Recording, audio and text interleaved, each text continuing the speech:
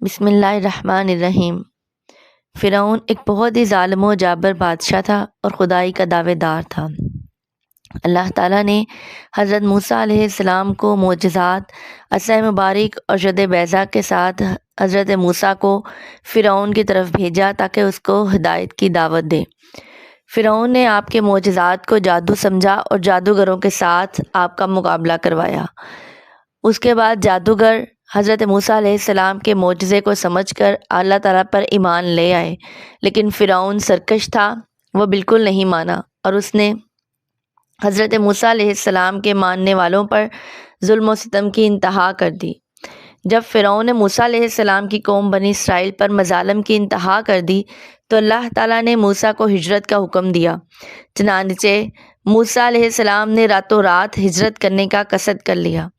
سورج کی کرنیں واپسی کا سفر طے کر رہی تھی اور دن بھی شام کا سفر طے کرتے کرتے رات کی آغوش میں محو آرام ہونے لگا۔ موسیٰ علیہ السلام نے اپنی قوم کو لیا اور رات کے سناٹے میں ہجرت کا سفر شروع کر دیا۔ ارض مقدس کی طرف قافلہ ہجرت رواں دواں تھا اور آخر خشکی کا سفر ختم ہو گیا۔ مصر کا آخری کنارہ دریائے نیل کی حدود کو چھو رہا تھا۔ ادھر فرعون کو خبر ملی کہ موسیٰ بنی اسرائیل کو لے کر ہجرت کر چکے ہیں۔ غرور و تکبر کے پیکر نے اپنے لشکر کو تیار کیا اور جاسوسی کرتے کرتے موسیٰ علیہ السلام کے قریب جا پہنچا۔ معاملہ بڑا عجیب تھا۔ قوم کی آزمائش کا وقت دکھائی دے رہا تھا، لیکن نالائق قوم اپنے پیغمبر صادق سے کہنے لگی، موسیٰ تم نے ہی ہمیں پھنسایا ہے۔ اگر مصر میں رہتے تو بڑے پرسکون ہوتے اور ابھی اپنے بستروں میں آرام کر رہے ہوتے۔ اب حال یہ ہے کہ آگے بھی موت کھڑی ہے اور پیچھے بھی موت بھاگتی ہمارے سروں پر آ رہی ہے۔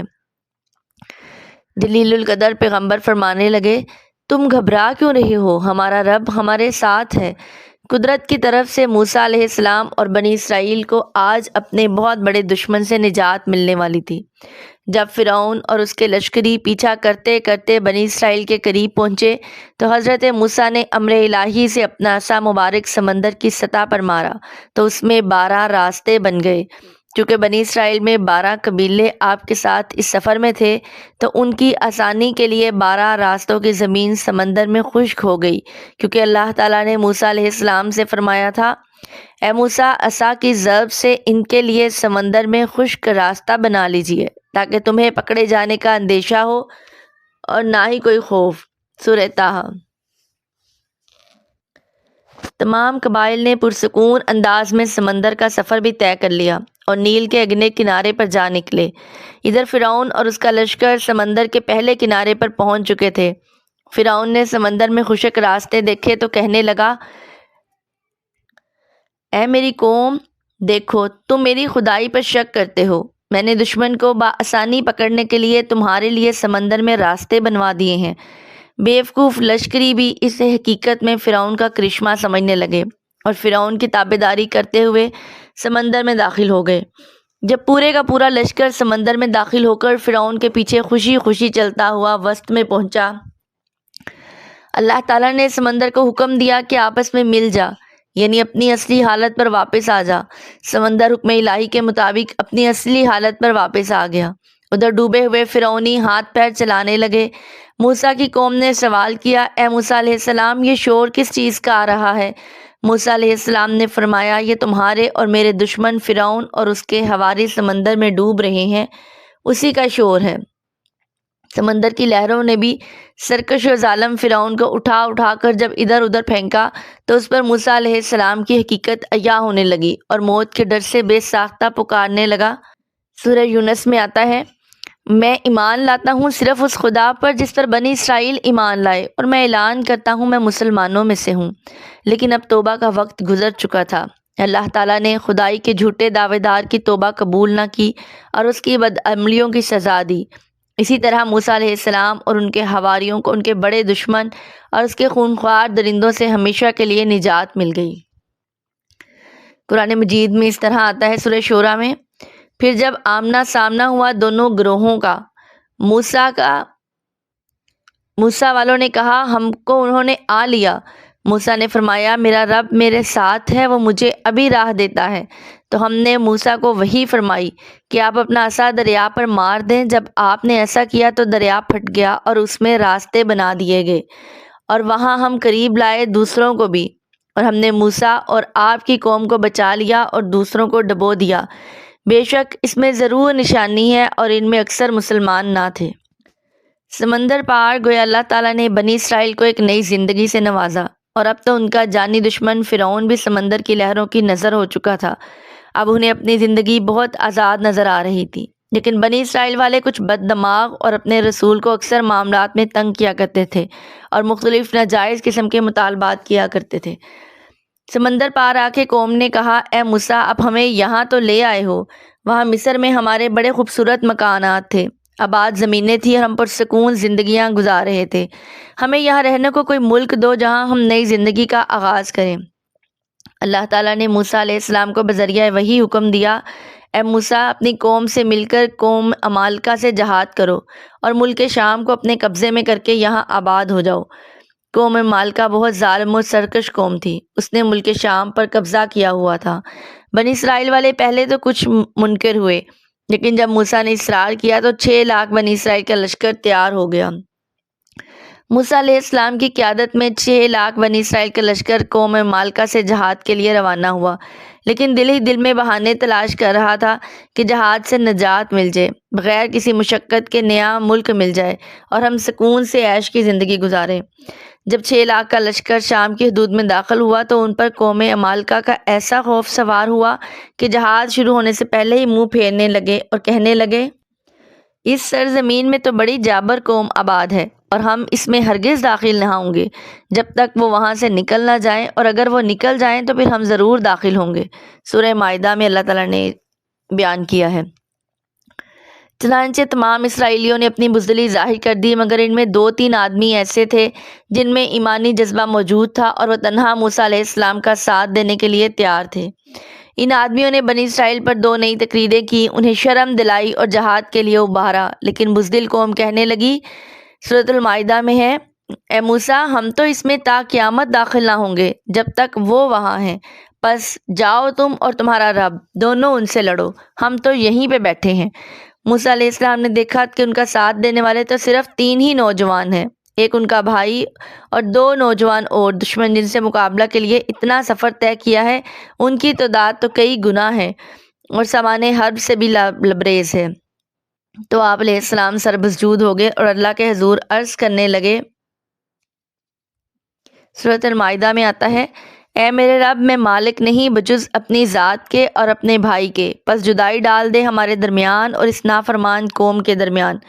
چنانچہ اللہ تعالیٰ نے موسیٰ علیہ السلام کی دعا قبول فرما لی اور اس قوم کو بھٹکتے رہنے کی سزا دی۔ جب موسیٰ علیہ السلام کی قوم نے جہاد سے منہ موڑا اور موسیٰ علیہ السلام نے بارگاہ خداوندی میں دعا کی، اے میرے رب، مجھے اختیار نہیں مگر اپنا اور اپنے بھائی کا، پس تو ہم کو ان نافرمانوں سے جدا رکھ، تو اللہ تعالیٰ نے اپنے نبی کی نافرمان قوم کے متعلق اپنے غضب و جلال کا اظہار کرتے ہوئے فرمایا، تو وہ زمین ان پر حرام ہے 40 برس تک بھٹکتے پھریں، زمین میں تو تم ان نافرمانوں کا افسوس نہ کھاؤ۔ سورۃ المائدہ۔ اس کا نتیجہ یہ ہوا کہ 6 لاکھ بنی اسرائیلی ایک میدان میں 40 برس تک بھٹکتے رہے اور اس میدان سے باہر نہ نکلے۔ اسی میدان کا نام میدان طیہ تھا۔ قرآن مجید نے اس بدبخت قوم کی نافرمانیوں کو بہت تفصیل سے بیان کیا ہے تاکہ آئندہ آنے والی قومیں اس سے عبرت حاصل کریں۔ یہ بات تو روز روشن کی طرح واضح ہے کہ ہر نبی جس قوم کی طرف بھی آیا، اللہ تعالیٰ نے اس قوم کے لیے اس نبی کے دل میں بہت محبت ڈالی، حتیٰ کہ ان کی بے حد نافرمانیوں کے باوجود انبیاء کرام انہیں معاف کرواتے رہے۔ تاریخ کی ورگردانی کی جائے تو ہمیں ایسے واقعات کثرت سے ملتے ہیں۔ حضرت موسیٰ بھی اسی طرح انبیاء کی اس خاص صفت سے نوازے گئے تھے، اسی لیے فرعونیوں پہ 5 بار عذاب آئے اور آپ نے اپنے رب سے عذاب اٹھا لینے کی دعا کرتے، ان سے عذاب ختم ہو جاتا، اور لیکن قوم کی نافرمانی ختم نہ ہوئی۔ جب بنی اسرائیل میدان طیہ میں بھٹکنے کی اور دھکے کھانے لگی، ایک دن موسیٰ علیہ السلام کی بارگاہ میں حاضر ہو کر التجا کرنے لگی، موسیٰ، ہمیں معلوم ہے کہ ہم نے آپ کی نافرمانی کی ہے، لیکن تو ہمیں معاف فرما دے، اس میدان میں تو کھانے کی بھی کوئی چیز نہیں، ہم کیا کریں؟ چنانچہ موسیٰ علیہ السلام کو اپنی قوم پر ترس آ گیا اور آپ نے اللہ سے دعا کی تو ان کے لیے آسمان سے پکا پکایا کھانا نازل ہوا، جس کا نام قرآن مجید میں ذکر کیا گیا ہے سورہ بقرہ میں۔ اور ہم نے تم پر من و سلوہ اتارا۔ من ایک سفید رنگ کا شہد جیسا حلوہ تھا اور سلوہ سے مراد بھنی ہوئی بٹیریں تھیں، چنانچہ انہیں صبح و شام پکا پکایا کھانا ملتا، اور یہ بھی دعائے موسیٰ کی وجہ سے تھا۔ حضرت موسیٰ کی قوم پر جو من و سلوہ نازل ہوتا، اس کے بارے میں موسیٰ علیہ السلام نے اپنی قوم کو حکم دیا کہ تم نے روزانہ کا کھانا روزانہ کھانا ہے، کچھ بچا کے نہیں رکھنا، کل کے لیے ذخیرہ مت کرنا، کل پھر آئے گا۔ مگر کم عقل قوم کے سامنے اتنے ایمان افروز معجزات پیش آئے، پھر بھی نبی کی شان نہ سمجھ سکے، اور ضعیف الاعتقاد لوگوں کو یہ ڈر لگنے لگا کہ اگر من و سلوہ کل نہ اترا تو ہمارا کیا بنے گا، پتہ نہیں کھانا ملے گا یا نہیں۔ چنانچہ ان لوگوں نے کچھ چھپا کر رکھ لیا، تو نبی کی نافرمانی سے ایسی نحوست پھیلی کہ جن لوگوں نے کل کے لیے جمع کیا تھا وہ سڑ گیا اور خراب ہو گیا۔ یہ نہیں بلکہ آئندہ کے لیے بھی من و سلوہ کی نعمت سے محروم ہو گئے۔ ایک دفعہ سرکار عالم صلی اللہ علیہ وآلہ وسلم اپنے صحابیوں کے ساتھ تشریف فرما تھے، ارشاد فرمایا، اگر بنی اسرائیل نہ ہوتے تو کھانا کبھی خراب نہ ہوتا، نہ گوشت سڑتا نہ کھانا خراب ہوتا۔ گوشت کا سڑنا اسی تاریخ سے شروع ہوا، ورنہ اس سے پہلے کھانا نہ بگڑتا تھا نہ سڑتا تھا۔ اس کی وجہ یہ تھی کہ موسیٰ علیہ السلام نے انہیں اگلے دن کے لیے من و سلوہ بچا بچا کے رکھنے سے منع کیا تھا۔ انہوں نے نافرمانی کرتے ہوئے اپنے لیے کل کا بچایا اور چھپا کے رکھ لیا، تو اللہ کی طرف سے انہیں دو سزا ملی۔ ایک تو یہ کہ کھانا خراب ہو گیا، دوسری یہ کہ من و سلوہ ختم ہو گیا۔ میدان طیہ میں نافرمانی کی سزا بھگتنے والی قوم بنی اسرائیل پر جب اللہ تعالیٰ نے پیغمبر موسیٰ کو ترس آیا اور محبت جوش مارنے لگی تو بارگاہ خداوند سے ان کے لیے من و سلوہ کی پھر سے دعا کی۔ جب یہ دعا پوری ہو گئی تو من و سلوہ کے بعد انہوں نے پیاس محسوس کی۔ موسیٰ علیہ السلام نے اپنی قوم کے ہر نخرے کو برداشت کیا اور اپنے رب کی بارگاہ میں عرض کیا، حکم ہوا، اور یاد کرو جب موسیٰ نے اپنی قوم کے لیے پانی طلب کیا تو ہم نے فرمایا، اے موسیٰ اس پتھر پر اپنا عصا مارو، فوراً اس میں سے 12 چشمے بہہ نکلیں گے۔ ہر گروہ نے اپنا گھاٹ پہچان لیا۔ سورہ بقرہ۔ چنانچہ موسیٰ علیہ السلام نے امر الہی کے مطابق ایک پتھر پر عصا مارا تو اس ایک پتھر سے 12 چشمے نکلے، ہر چشمے سے برابر مقدار میں پانی آنے لگا۔ چونکہ آپ کی قوم بنی اسرائیل کے 12 قبیلے تھے، اس لیے 12 ہی چشمے بنے۔ ہر قبیلہ اپنے گھاٹ سے خود بھی پانی پیتا اور اپنے جانوروں کو بھی پانی پلاتا۔ اس طرح تقریباً 40 برس تک یہ سلسلہ چلتا رہا۔ اللہ تعالیٰ نے اپنے نافرمان اور خدائی کے دعویٰ دار فرعون کو سمندر میں غرق کر دیا اور آج تک کی دنیا کے لیے اس کو نشان عبرت بنا دیا۔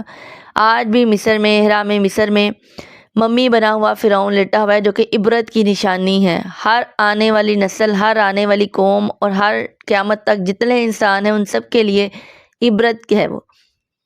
اگر آپ کو یہ قصہ پسند آیا تو اس چینل کو لائک کریں، سبسکرائب کریں اور اس ویڈیو کو شیئر کریں۔ اوکے، اللہ حافظ۔